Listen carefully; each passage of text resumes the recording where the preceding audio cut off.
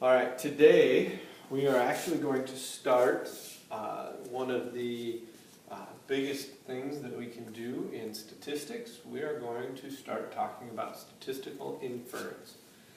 Statistical inference is probably one of the biggest things that we can do, and the idea that it is what we think of statistics. Based on a sample, what can I say about the population? So for example, if I wanted to know what television show most people liked here at Gonzaga Prep, I wouldn't survey every single person at Gonzaga Prep. I would take a sample of students, ask them what television shows they like, try to get a simple random sample, collect that data. Then once I have that data, the question is, how accurately does my data represent the population? That's exactly what statistical inference is. Okay?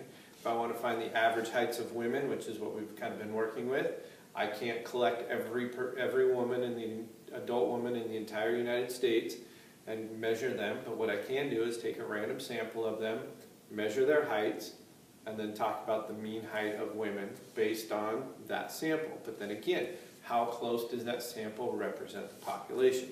That's what statistical inference does for me. So that's where we're going to go from basically now until the AP test. Based on my data, based on my sample, how close is this to my true population? What kind of statements can I make about the population based on this information? That's what statistical inference does. So hopefully you've read the section that I asked you to read. And statistical inference provides methods for drawing conclusions about a population from a sample. Just what I've said. So one of the first things that we'll talk about is, in statistical inference, is a confidence interval.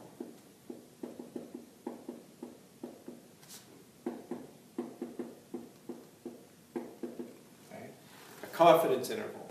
And basically a confidence interval has two parts to it. It has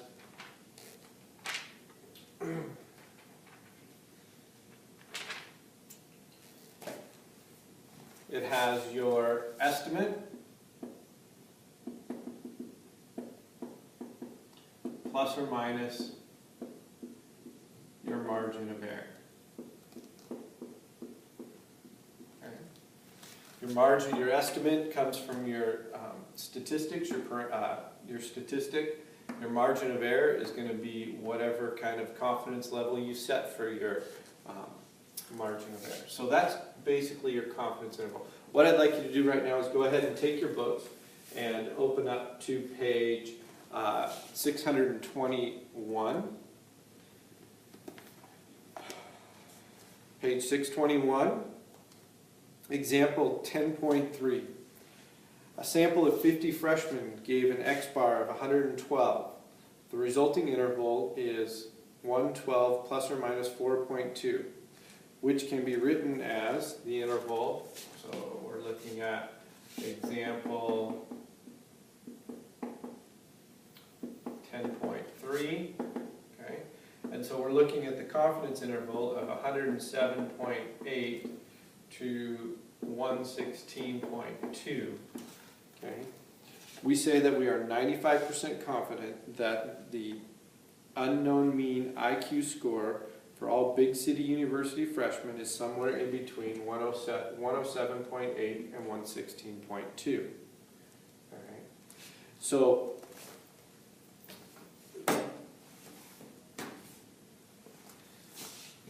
basically what you're saying is that with my sample that I took, so we came up with X bar equals 112, right?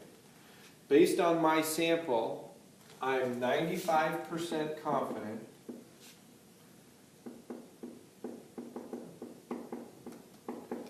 that the true mean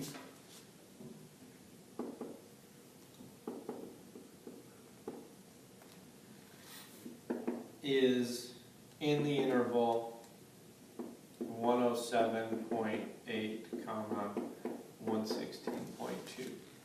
Okay. in this interval, we would have 112 plus or minus 4.2, where here is your estimated value, or the value we got from our statistic, and this is my margin of error.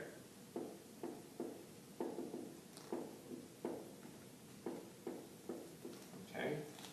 As the margin of error increases, guess what? I can get more confident. Okay. If I wanted to bump this confidence level up, I would increase this margin of error, basically giving myself more room to make mistakes. If I decrease this confidence level, then my margin of error is going to decrease. Okay?